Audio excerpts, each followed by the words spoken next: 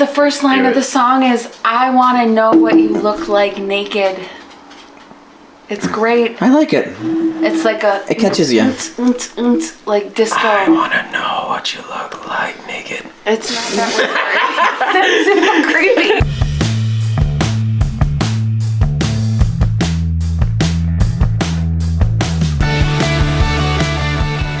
From Buffalo, New York, it's the Struggle is Real Buffalo Music Podcast. Welcome to the Struggle is Real Buffalo Music Podcast, where we separate the men from the women and then reassemble them because gender is just a construct. My name is Ryan Gurnett, and Lewis, what is the first rule of the Struggle is Real? My name is Lewis. The first rule of the Struggle is Real is don't talk about the struggle is real. What? Have you not been telling people about this podcast? but like, you know, Tyler Durden and soap, you know. Yuck.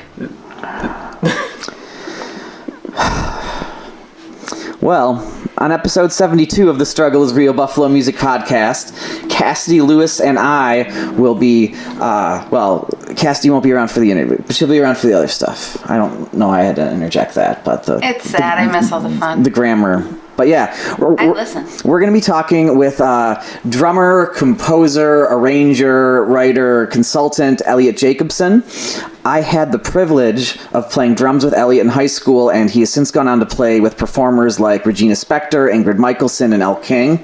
He's also performed on any late night show you can name, and even other shows. I saw him on Rachel Ray, which you can't say that about everybody. And he was on. You watch Rachel Ray, though, huh? I watched Rachel Ray because of that. There you go. No, it's because he definitely watches Rachel Ray. She's kind of cute, you know. That daytime TV get ya. Yeah. He was also on Dick Clark's Rockin' New Year's Eve as well. We're going to talk to him about working his way up the ladder, his advice for up-and-coming professional musicians, and hopefully there's at least one or two embarrassing stories about me. I have a couple questions I would hope. to ask. We'll find out. We shall find out. We'll also be playing new music by a local band called the Kalahari Merman Experience, featuring members of Tortoise Forest. Ooh. John Moore and the Missing Star. Oh, there's no the. There's no the. I hate when you put thes. I don't. That's John tripped Moore me and up before. Missing Star, and Genecist. Yes. Nice. Because you can't do that on Nintendo. But first, all right. I've been talking about this. It's time. I tried taking off my glasses, but then I can't read the screen. Serious, guys. It's gonna be serious. Yeah. I'm kicking the chair back here. Buffalo. It's time that we have a talk about Alt Buffalo 104.7 and 107.7. I've recently started trolling their Facebook page for choosing to run such irritating clickbait as, wow, this woman sure looks a lot like Emma Watson, and Friends fans shocked to find out that Matthew Perry's dad appeared in an episode instead of doing the bare minimum that they could do, which is helping to support the local music scene. So this isn't new. I started noticing the hashtag bring back our alternative family. So I did a little more research, and I stumbled upon an article called "A Giant Media Company Fired All Our Local DJs and My City is Not Happy About It." I knew a couple of the DJs who were fired, but I had no idea to the extent the firings went. I was just starting to love their morning shows. I was loving the attention, especially at Riverworks and concerts that they would promote. Yeah, it was My nice. goodness. It was. So Entercom is our enemy. That's where. I mean, I've actually interviewed with them twice along my career, and the first guy he was kind of a scumbag, and it was a sales position. He gave me like homework, like 16 questions. It took like 3 hours to do, and then I didn't hear from him for 4 months to tell me I got rejected. So, stupid. Entercom owns several stations. I mean, they own stations everywhere. They own several in Western New York, WGRAM, WBEN 930 AM, ESPN 1520 AM, Star 102, KISS 98.5, Alt Buffalo 107, and classic R&B simulcast on 107.3 FM. Right. I feel that's like a lot. I feel like they might have more if that's the case, especially having like ESPN, you know. Well, the other 15, formats, forgive me, the other formats for these radio channels, fine, play top 40. Fine, Yeah. but when you're promoting yourself as the local alternative station, give me a break. Yeah. So, the firings extend way past just Alt Buffalo. Notable people who let go included Kiss 98.5's DJ Anthony, he was cut loose after 20 years. WGR 550's Paul Hamilton, who's a guy I actually really like listening to. He was axed, and 107.7's DJ Lexi, who is the first name I hear about when anyone complains about the Alt family being gone. People miss Right. Lexi. Lexi, come back.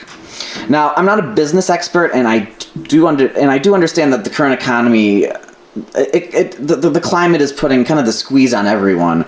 But Entercom bought up a whole bunch of Western New York radio stations. These stations do nothing to help the local music scene, the local art scene, and even when they still do big events, it never even involves local performances. It's like shit like Kerfuffle. Is that 107.7 or is that Kiss? Either way, it's Entercom. Huh. They don't play local music. Outside of their own shows, they don't promote anything, and they can't even be bothered to hire a social media person who can focus on Buffalo when they post things. It's not that they're giving us, it's not like it's not enough effort. It's no effort. They do not care. If you look at any of the responses on Facebook to people saying bring back Alt Buffalo, they're not even responding. It's when you try and get a price change on your cable through Spectrum, and they're like, yeah, no, we're not going to do it. We're happy we're not going to do it. It's crazy, man. So, Entercom is not a local business. Their headquarters is in Philadelphia. When local businesses spend money advertising on Entercom stations, where do you think the money goes? Does it stay in the community or does it go to Philadelphia? At a time when Buffalo as a community needs to focus on buying local, as our economy is super fragile if you read news reports, more than a lot of areas in this country because of COVID. And if any local business that wants to advertise with them, they're just pumping, we pay them for their service, they're pumping money into Philadelphia for advertising.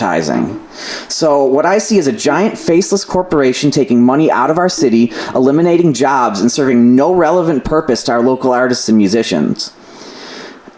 Do you know what that means? It means we don't fucking need them. We do not fucking need them. So for starters, I'm boycotting them. I can find all of that same music on other platforms. Secondly, I'd really like to start a local streaming radio station to take their place. Lou and I have been talking about it. Hey. If other people want to jump in, that'd be great. We have the platform with WesternNewYorkMusic.com, and we just need a couple other people to chip in and help, and I think we can get something really cool happen. And I don't think I'm going to slay Goliath by doing this, but I'm still going to try. I just don't want to sit around complaining about no radio stations playing Buffalo music. I hate when people just sit around and complain about shit without doing anything about it.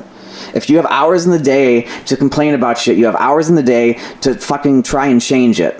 So if you don't like it, change it. So that's what I'm going to do, and we need all the help we can get. But in the meantime, I want to start, let's get boycott Alt Buffalo trending. Let's get that hashtag trending. Right. I'm about it. Yeah, no, definitely. It's crazy how far a corporation would go to just, keep money in their pockets and stuff like that, especially when you're trying to dedicate a station or an outlet just based on the local economy. And back to your point that you said earlier, which, oh man, I'm brain farting so hard. Well, I'm going to mention too, a lot of these people were axed before COVID as well. So it's not even like if when COVID goes away and more money's available. I think it's the reformatting of our airways. Absolutely. And the airwaves locally on the FM format radio channels, they can support our local musicians more so than any internet source in material. I mean, you look at how that web is cast, right? Yeah. So structurally, it's a big disservice to local music to not have a channel playing our heartbeat. I think it's something that the larger markets also drive up, as you said, the advertising dollars. Oh, yeah. If you're trying to advertise with that type of megalith, you got this giant corporation, so their structured advertising plans aren't really going to be Buffalo sized. Nope. You're just feeding the beast. So it supports local business. You think about how local venues can then be supported by that kind of a radio station. For sure. And you can interview and have more of your finger on the pulse with your local, as the podcast tries to do already. Yeah. Ryan So I think this is this like just a 24-hour podcast that's going to end up happening? Because I've got 24 hours a day free. I mean, yes and no. There's like some limitations, but I'll get into the weeds on that on another off record. But from other at least I'm gonna jump in for a second. At least from numerous other projects, I've got permission to use an awful lot of local music already, and we do have we have 4 podcasts on the website right now. We're actually going to be adding a 5th within the next couple weeks, so we have that content to go on there. I love the idea of re-airing the interviews as segments then on this station, and then also having these programs that can highlight different eras of Buffalo music. Do you like these flashback programs that bring you back to Buffalo 1993 or whatever you want? Oh man, that was just me. It is no. You just made my heart pitter patter a little bit. It is 10 a.m. Do you know where your children are? Next, Squelch's Brisket by Tortoise Forest. I like it. So yeah, if you want to get involved, it's Sir William Idle on the Gmails. Local polka music. We have local polka bands. Do you know this? Oh God, I've seen MeTV actually has like a local polka hour. What time of day would be peak polka hours? I think it's when your grandma's listening on a Sunday morning. Yeah. So like 5 a.m. I want this to be like definitely the 5 to 9 on a Sunday morning. All right, I can get into that. Get a nice alternative happy hour going, you know. If you're still up from Saturday night and you turn on this station at 5 a.m. on a Sunday, if you're that type of a person and you get the polka playing, that could be a real weekly thing. Yeah. Sure. So if you're listening and this sounds cool to you, like I said, this is going to be some work that Lewis is doing, and I looked into it, and it just everything read foreign to me, and I'm a 39-year-old with health problems, so like my brain just looked at that and it was just like mush. I looked into it and I read it and I spent 6 hours just reading and getting everything nice and ready, so I know like, am I gonna need help with this? Am I not gonna need help with this? And so far it looks like I'm not after like really getting through it. So hopefully I can get this done. I like the throwback to the broadcast on an airwave instead of the podcast. Like, there's something so analog throwback about this. Like, you're the 8-track. Oh, yeah. This is basically, I get to make the longest local music mix CD ever, basically, is how I view this. And that sounds like the most fun thing ever. It's a dream, yeah. Cassidy, you're going to be a DJ. Oh, yes. And Lou, Cassidy. You're going to be a DJ. DJ Pepe. I like it. Let's go. So if you're interested, join up. We have a super long interview with Elliot Jacobson. We actually had to cut it into 2 parts, so he'll be on the next 2 episodes. So let's look. I think a very fitting song to follow all of this yelling is "Burn It All Down" by John Moore and Missing Star. I did not coordinate that, but that's fantastic. He just put out a new album. I'm trying to see if I can find where the copy of it is.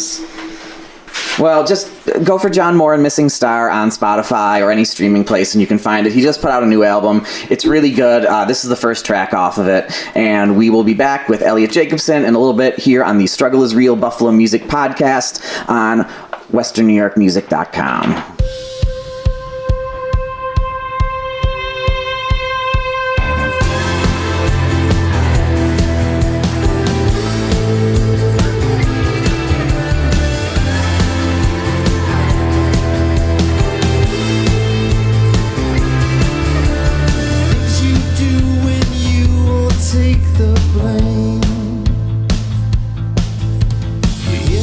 Voice the wind calls out her name.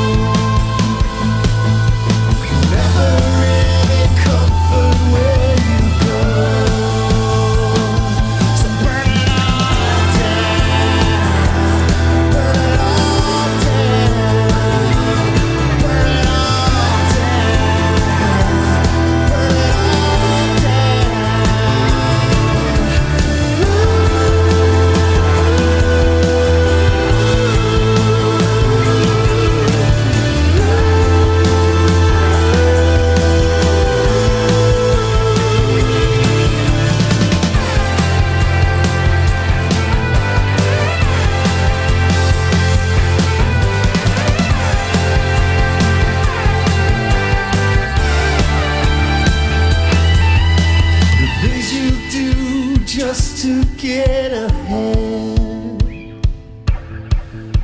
You hear a voice, it's calling you again. You're looking for a hand to pull you through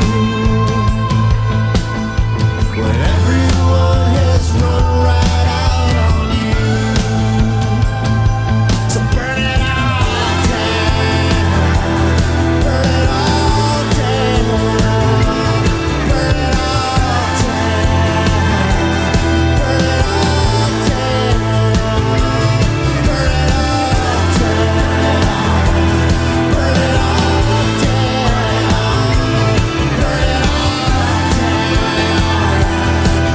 it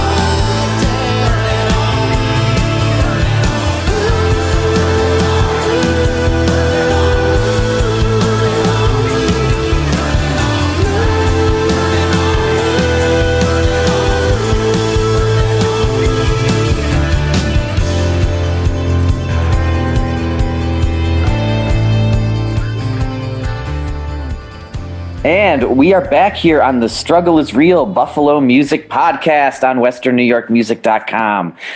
I'm really excited about our next guest. Our next guest is Elliot Jacobson. Hey, Elliot. How's it going? What's up, guys? It's going good. So to give a little background on Elliot, you were in Buffalo only about like 3 years-ish, give or take. Mm-hmm. And we played drums together in high school. Mm-hmm. And Elliot just went on from there to do amazing amount of other things that we'll get into. He's a writer, he's a producer, he's a musician, he's a management consultant. What don't you do? Nothing. I do all of those things. Can you juggle? Like, if I were to give you like just like a bunch of like pins or like balls or something, would you be able to do that? I've never tried, so I'm gonna say I can. I can't. I think I've seen how you can drum and like twirl sticks, so I don't think juggling is too far removed from that skill set. Yeah, what if we just give you like drumsticks instead to juggle? That way, Definitely that would work. Oh, I'd watch that. That would be cool. I'd do it. So before we get started, I'm going to say this about Elliot. I remember this would have been like around 99 maybe. We were writing music to go into the recording studio, and we had it was a whole weekend we had planned. So we wrote for like 8 days one day, and then the next day we were going to do it for like another 5 or 6 hours. So the first day is fine. And then at the end of the day, we go to play, we like playing football in the street, and we had like 7 people in the band. So we had a lot of people for it, and Elliot hurt his foot. So we go back in the house, we go to sleep, we wake up in the morning, and the next day he's still playing. He's just not using that foot. And we eventually found out he broke his foot in the street. And I will tell people that Elliot Jacobson at 15 with 1 foot might still be the best drummer I have ever played with. I played so many shows with a broken foot after that. I didn't really stop. I probably should have stopped, but I remember you going into rehearse for jazz, and your mom would be like, "Where's Elliot?" And I just kind of give her a look, and she'd be like, "Is he in there playing drums? He's not supposed to." Yeah. So let's start from the beginning, because hard work and a lot of things, get you so far, but you've been very skilled for, most of your life. So I know you kind of started off with I remember you started off with the Suzuki violin method. Mm-hmm, mm-hmm. So do you remember what that was like at all as your start into music? Yeah, I was in kindergarten, and there was a violin teacher that came in for a demonstration for all the kids, which sounds like a great idea now, because of course kids are going to be excited to see anybody come into the classroom and play an instrument that they've never seen up close. Everybody wants to take lessons. So I wanted to take lessons, and my parents said yes, which I think is a little crazy, but they always kind of supported what I was doing. And I wasn't the type of kid that was jumping from one thing to the next. I kind of would, pursue one area pretty diligently, and violin turned out to be that way. And I played for 4 or 5 years or something, as a kid, kindergarten through whatever it was, 3rd grade. Yeah. I was pretty good. I mean, I definitely was like taking it seriously and practicing and doing all the things you're supposed to do. But that was the beginning, and it was Suzuki method, which, I mean, at the time I didn't know the difference. I'm a child, Sure. but I think it really, the method is sort of based more on like listening, and it's more of an active kind of way to learn music than just traditionally like reading and playing. It's like there's this sort of other element to it, which I think helped carry over into other things I would do later, just like how I would hear music and how I would respond to it. So I mean, maybe that just learning in that method kind of shaped how I perceive and process music, possibly. I mean, there's no way to know, but yeah, it was unique. Wow. Yeah. No, I think I like at least like having someone come in and giving students the option for that approach, just because I know a lot of people learn very differently. Yeah. For sure. Now I have a follow-up for that. Being someone that is self-taught, okay, like I taught myself how to do everything. I literally DIY everything. Saves money, it's cost effective, and it's something that I'm passionate about. Now, in contrast, do you feel that, having gone through the Suzuki method, do you feel that really kind of grounded your fundamentals in just music theory and writing and, understanding of composition in general? Do you think that really like established a very good foundation for you? I think like subconsciously, because at the time I wasn't really aware of where this could go, or how long this would last, or like how I could apply this anywhere else. I was so young, but I think it definitely, like that in combination with listening to like at the time I would listen to the Beach Boys and think they were like a modern band. I don't know if you guys had this experience when you're looking back on like the music you listened to as a kid. You're like, oh man, like fucking Billy Joel was like, I was listening to like the records he put out in like the 70s thinking it was like modern music, and like Rod Stewart, or like whatever my parents had. Oh yeah. Yeah, and There's and a lot of Rod Stewart. and then so I think like listening to a lot of that, like, classic kind of stuff, and then a little bit on the radio, but like I was listening to a lot of music. So I feel like that maybe shaped it more than maybe more directly than like the violin stuff. But sure. it did come back around eventually. I started sort of drawing some lines, because I think if you play a lot of different instruments too, you start to make these connections, and you kind of zoom out and see the bigger picture. Absolutely. I completely agree with that. Yeah. So when did you switch over to drums then? And why did you switch over to drums? Well, violin kind of stopped because I was dealing with like tendonitis stuff, like growing pains as a kid. So I was in a lot of pain, and the doctors were like, you can't hold the violin anymore. You're going to like hurt. I mean, if that happened now, I'm sure like medicine is more advanced. Yeah. And there's more like physical therapies and things. But at the time it was like, nope, you got to like grow a little more, and then maybe you can do something someday. Wow. So I didn't really want to stop, but I really didn't have a choice. I was in a lot of pain in my wrists and hands. And then it is kind of ironic that like I would pick up an instrument that was like, is more aggressive and physical than holding a bow, and like, but there was a few years where I wasn't really playing music. And then I think it was like 6th grade. It was like one of those, like, have all the kids pick an elective day. and there's this group of kids that are doing like the chorus, like singing. And then there's like a journalism thing. And I think there was like computer, which at the time, was like how to type on a computer. And then, which I probably should have done that. But, then there's like, like the music kids, and like a lot of my friends were over there, and I just stood in line with the drummers. Like they were my buddies. And there was a rumor, which I don't know if this is true, but I've heard this from other musicians that were kind of coming up that time, where your dental records were like a big deal for horn players. Like at that age, if your teeth weren't like, if you were going to like have braces and stuff, it was like, oh, you can't play horn because that's going to like impede on your thing. So that is actually true. Yeah, wasn't- that's okay. That is actually true. I know because one of my close buddies in high school, he had braces, and he got them freshman year, and he used to play trumpet, and they told him he couldn't play trumpet anymore because it might fuck up the way that his teeth was forming, and it might cut his lip Wow. blowing into the trumpet. So that makes sense, but I never would have thought of that. All the Wow. people that were playing like sax and trumpet and everything were coming in with their dental records. I didn't do any of this. I'm like, why would I? So I was like, all right, it's going to be drums. It's going to be drums. And that was kind of it. No planning. No, it was like last minute, like I'm going to get in the drum line. And Yeah. By the way, I'd rather hold a violin for like 6 hours straight than have to move a drum set ever again. For Oh, my yeah. entire life. Me too. Yeah. So eventually you were in Texas originally, you moved up to Buffalo, you finished high school there, and Lou will ask about that, and then we're going to do on the second segment. So then you went up, was it Fordham University where you went? No, I went to it's funny that you said Fordham because that was my high school girlfriend at the time. She went to Fordham. Whoa. But I went,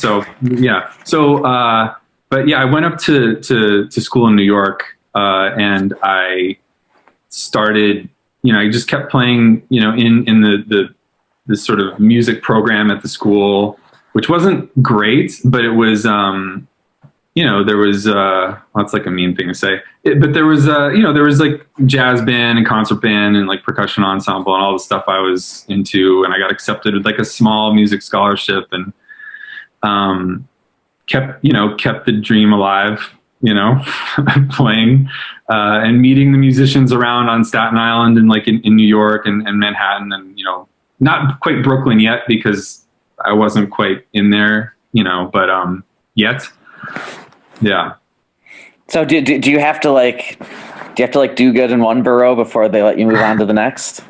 I think so, actually. I maxed out Staten Island, at least that's where my college was. So sure. And what college? Wagner College. Wagner, okay. Wagner, which is it's mainly a kind of, well, they sort of sell themselves at least at the time as like, you can go to New York but not be overwhelmed by Manhattan. Come to Staten Island. It's not really, that's really not the whole story of Staten, if you're in New York, what Staten Island really is compared to Manhattan is not really like the alternative to Manhattan or like a lower dosage of Manhattan. That's not quite how it works. But yeah, I feel like I started connecting with musicians on Staten Island. Ingrid is one of them, and like her bass player at the time, who's still her bass player, and that helped me kind of get into a little bit of a scene, and then like going into Manhattan and meeting like a couple other musicians, a few other musicians like through shows and stuff. That was the beginning of my kind of like foothold here, I guess. Sure. I think having to like max out one location before you can move on to the next is a really good tip for any local musician. I know a lot of people in Buffalo, they haven't maxed out Buffalo yet, and they're already talking about like Rochester and Syracuse. But I think it also shows how Super Mario Brothers prepared us for this. One level at a time. That's right. Yeah. You max out the level, then you move on to the next. I like this. So get all your stats up. So how did you meet Ingrid? So I met Ingrid just really through word of mouth. And it was like she had a drummer at the time. She fired the drummer. She was asking around, the little sort of community around my college. Like she lived down the road from my school. She's a little bit older than me, so she had already graduated. She went to Binghamton. So she's like, so she's like home, waitressing, working a restaurant, doing open mics at the little like artsy bar that was also like sort of in the little circle around the college. And for the record, for those who don't, we're talking about Ingrid Michaelson, just for those the uninitiated.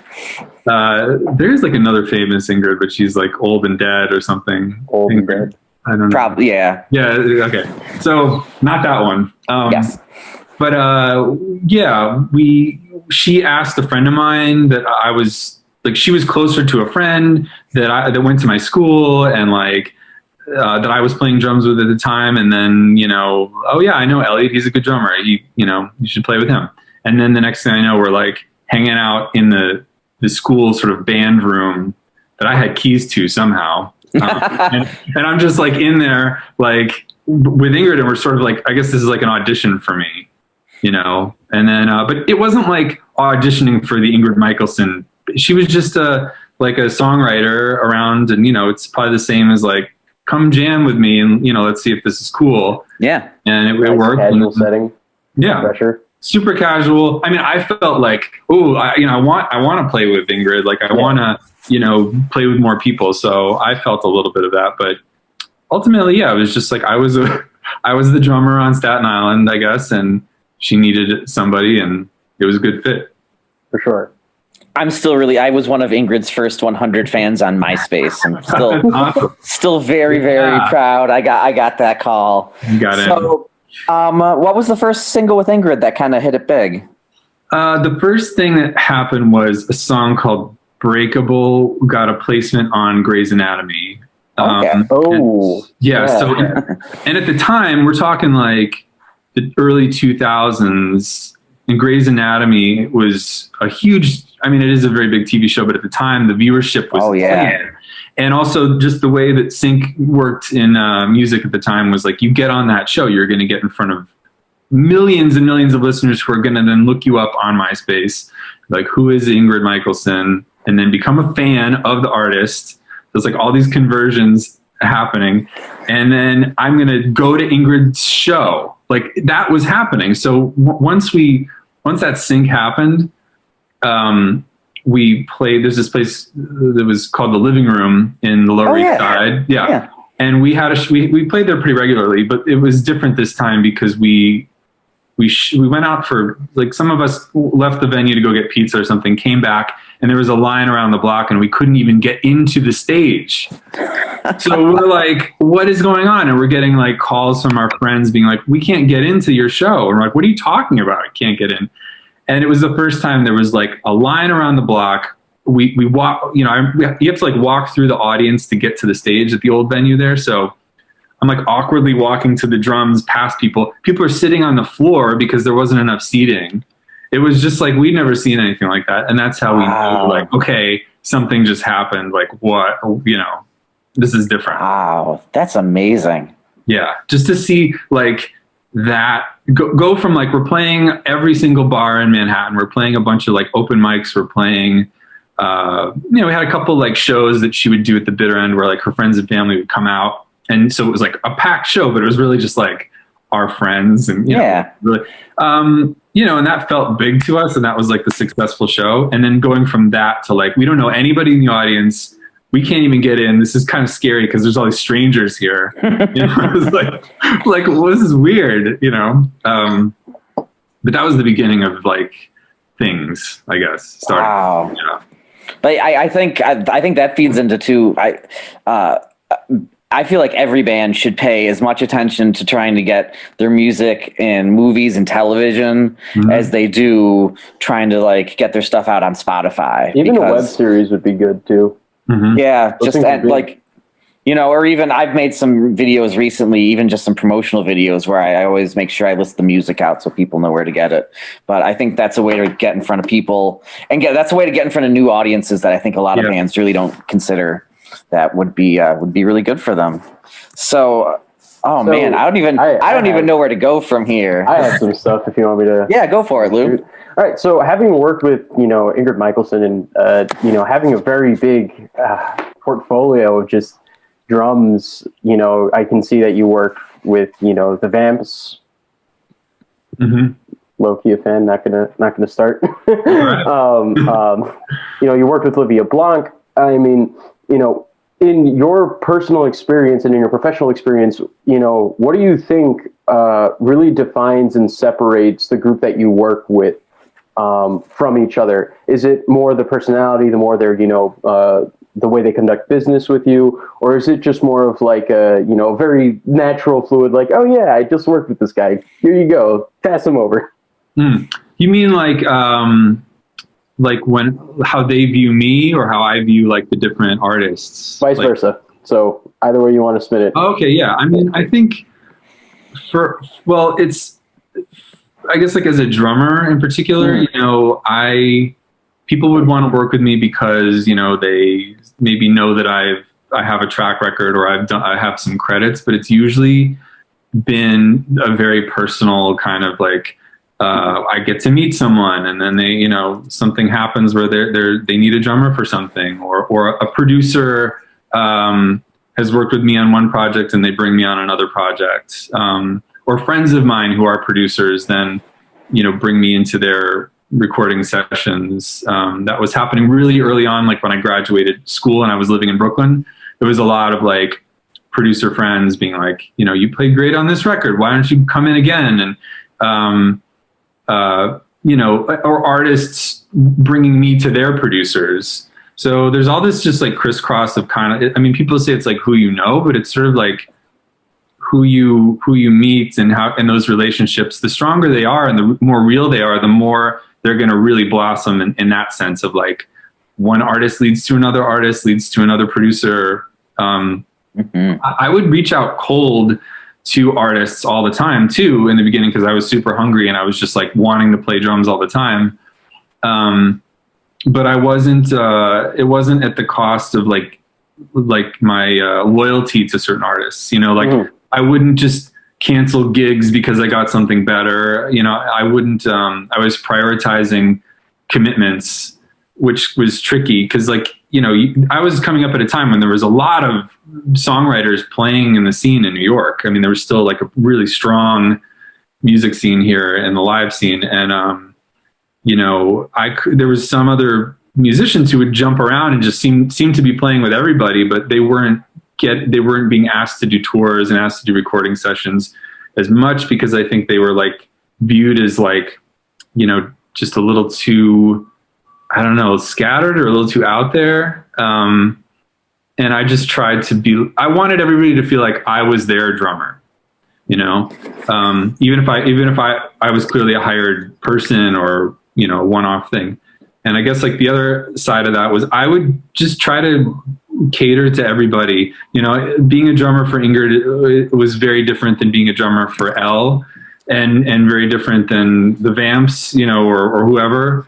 So it was like really trying to focus on like what was needed as not just musically, but like as a person. Like the personalities of all these musicians and artists are so different. I mean, they overlap in a lot of ways too, but like very different personalities, different needs, different insecurities, you know. So it's a very individualized process when it comes down to it. And now a follow-up for that, because you were mentioning, you know, you reached out to some of these, you know, producers, to some of these musicians, you know, on, you know, working with these projects.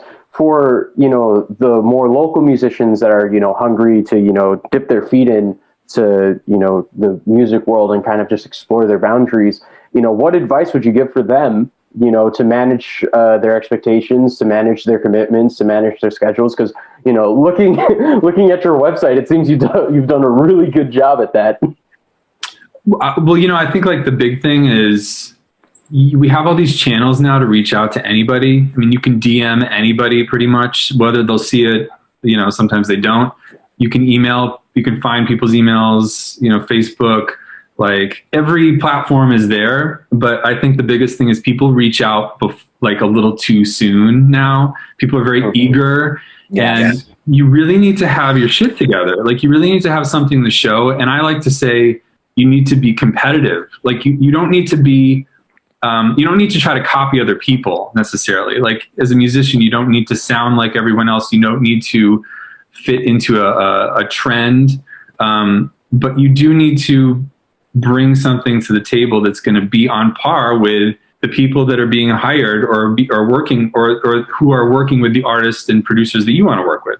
Sure. So just, you have to look and see, like, what are they posting? What are they sharing? Do they have a website with, you know, up-to-date credits? Are they, you know, how are they presenting themselves? And then get that together before you want to really reach out and like up your game with your contacts, especially like cold emails and cold, you know, where it's like, hey, I'm so-and-so, you don't know anything about me, so I'm going to tell you who I am. Like, you know, if you're doing that, which I think to some degree you should like shoot your shot, but you can't do it prematurely.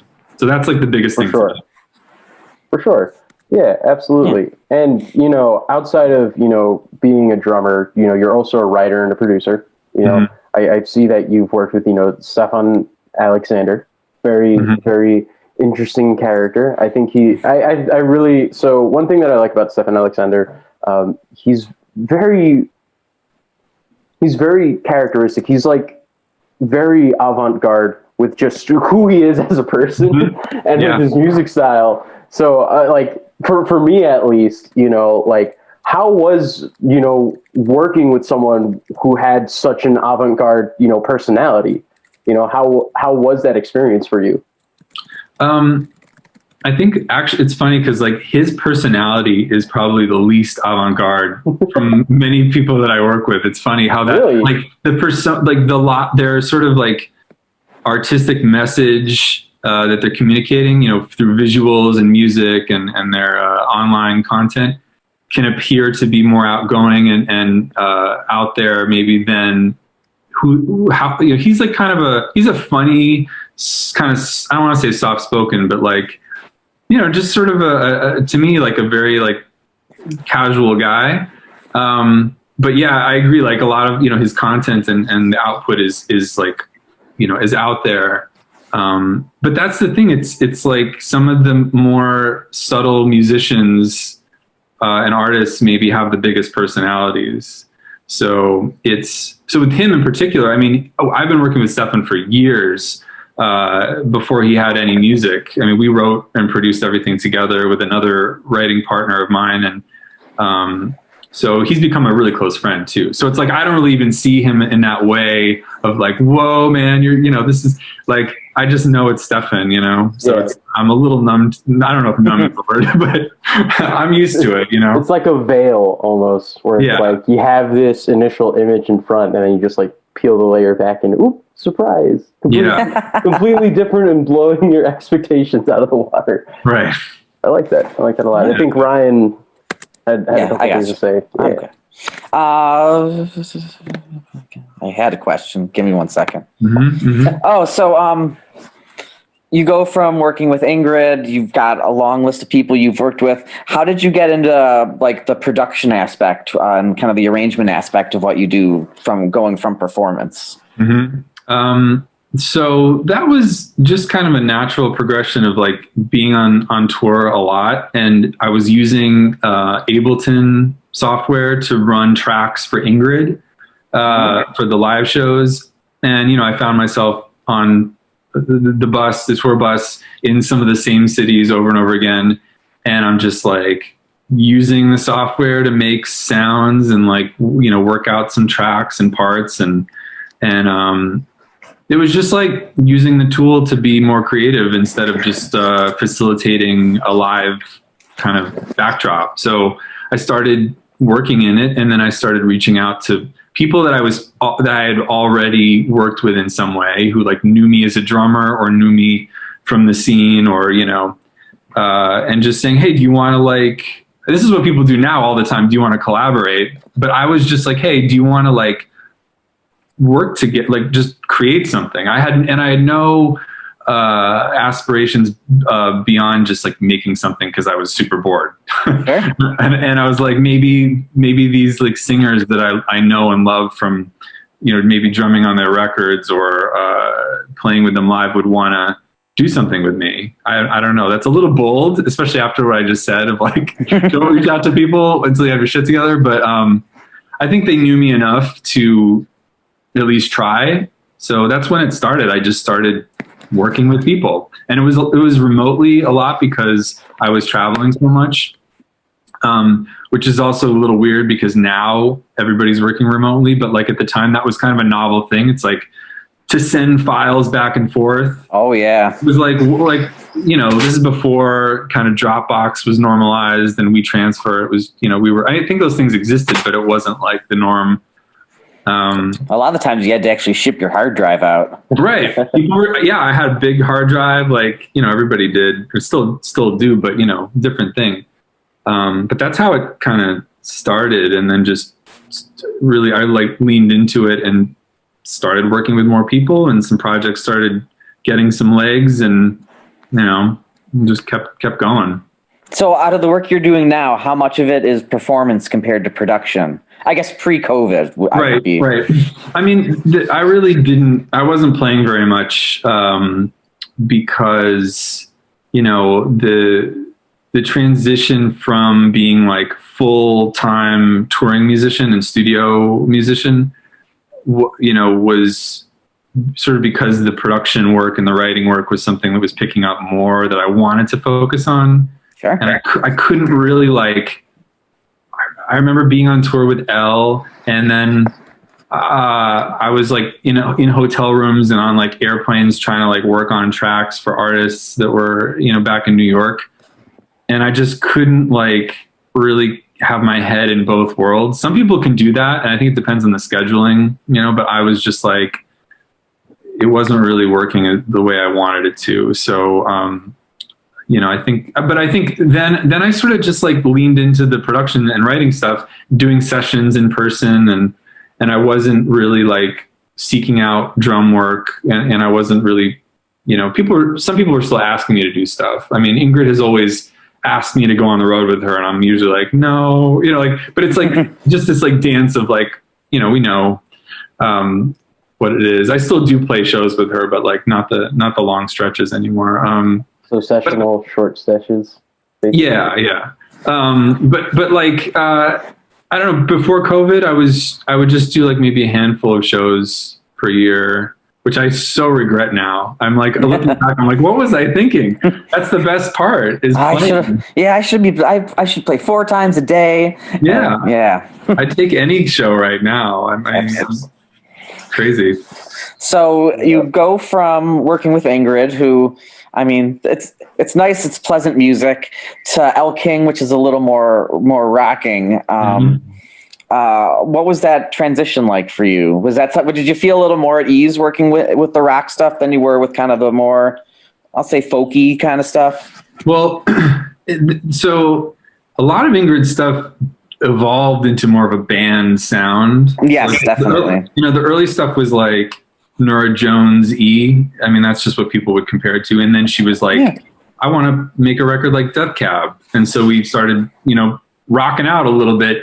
And then it progressed into like more of a pop kind of sound with some, so I felt pretty satisfied with that, I'm a rocker, like, and like she wanted me to play like I wanted to play, in a lot of moments and on the record and stuff. So when Elle came along, it was like just leaning more into like a rock sound and a soul influenced kind of sound.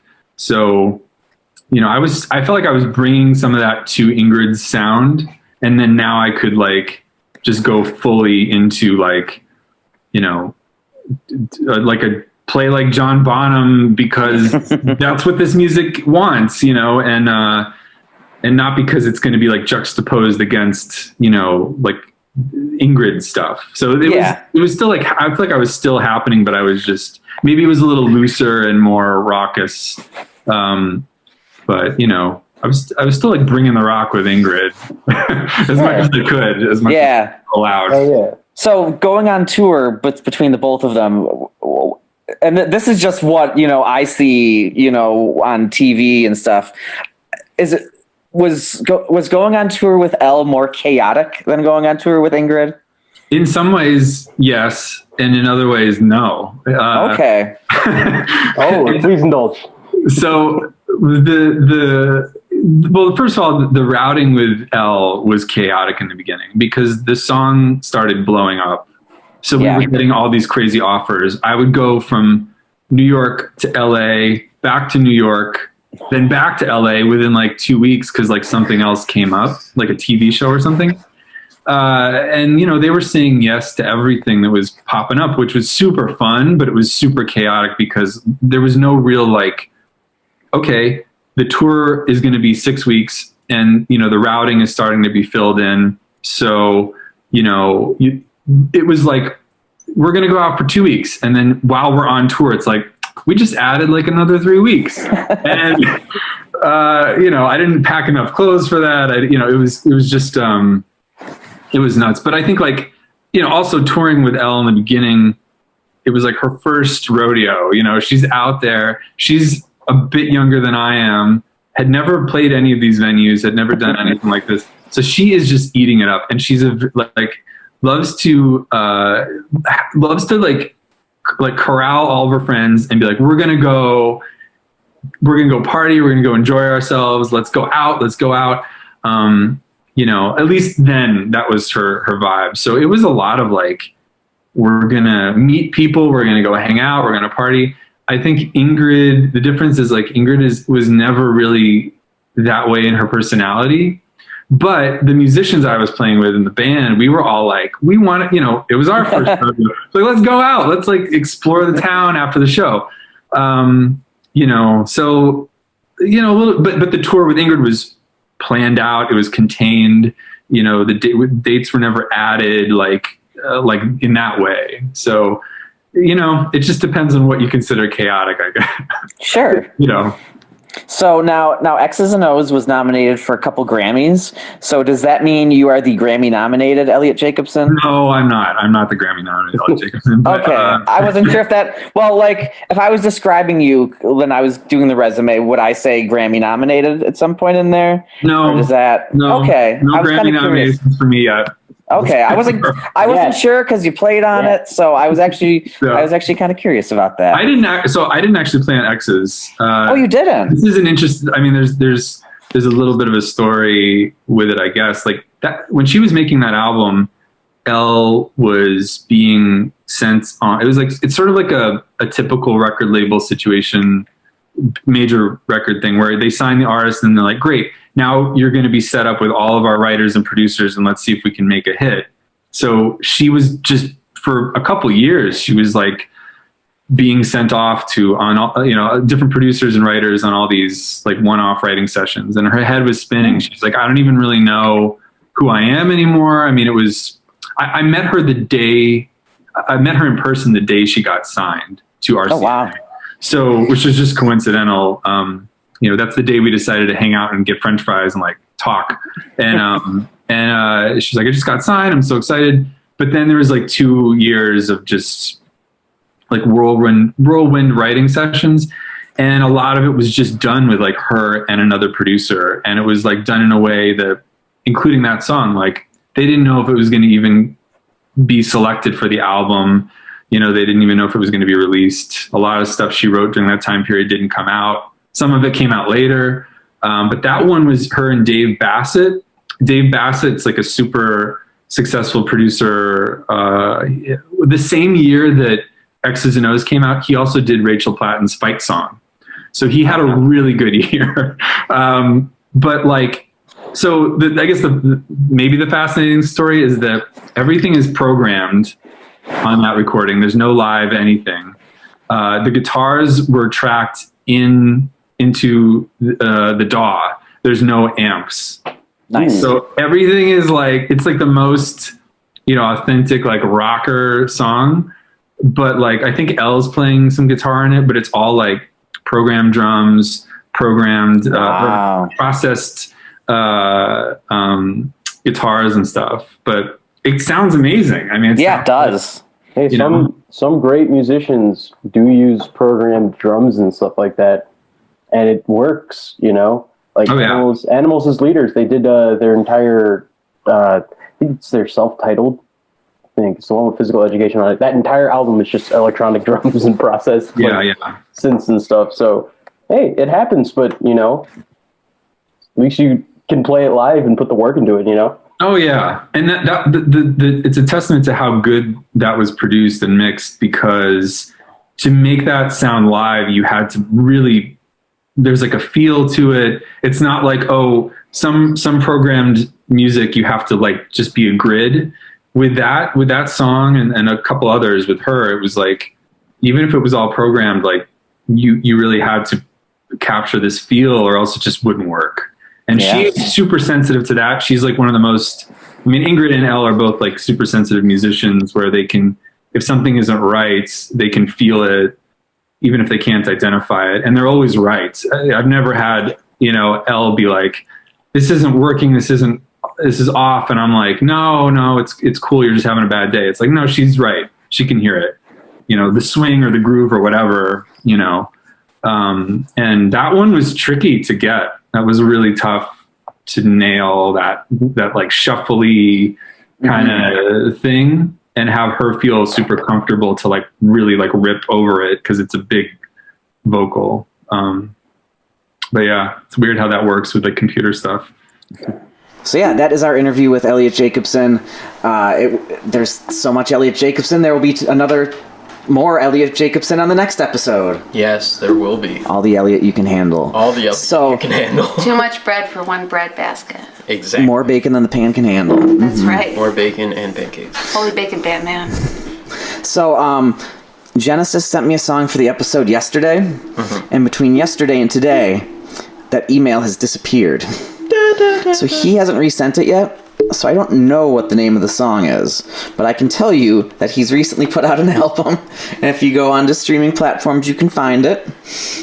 But I don't even want to name the album, because I know he's put out a lot of stuff recently, and I don't want to name the wrong album if this isn't the song from that album, because I don't know the song's name. But you're going to play it because it's great. It's Genecist, of course it's great. That's right. Yeah. So, here's Genecist on the Struggle is Real Buffalo Music Podcast on WesternNewYorkMusic.com. Woot woot.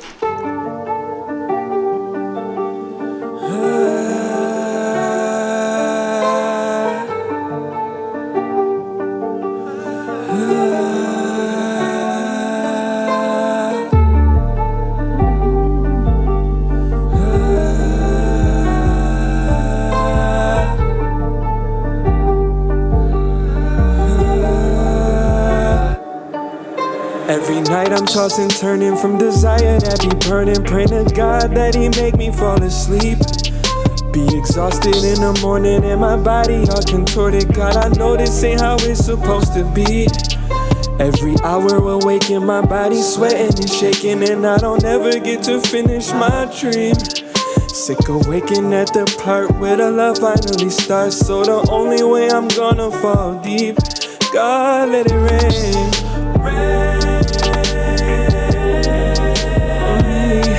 God, let it rain on me. God, let it rain on me. God, let it rain on me. Pretty little lady, been a minute since somebody came around and let you have it your way. I can feel disruption in your spirit, and the color of your aura is appearing more gray. Miss the feeling of somebody who appreciates your body with a purpose to get rid of your pain. Well, I finish every mission and I take my time winning it, so don't worry, I don't skip the foreplay. So go let it rain on me. Go let it rain on me. Go let it rain on me. Go let it rain. Oh. She said I'm filled up like a cloud that's about to soak the ground. I explode and I might create a sea. No, you feel like you gon' burst. I know that feeling is the worst, but you can trust that I got everything you need.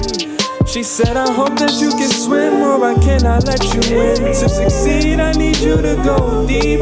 I said, no umbrella or a coat, but if you flood it, I'ma float. So baby, please don't you worry about me. God, let it rain.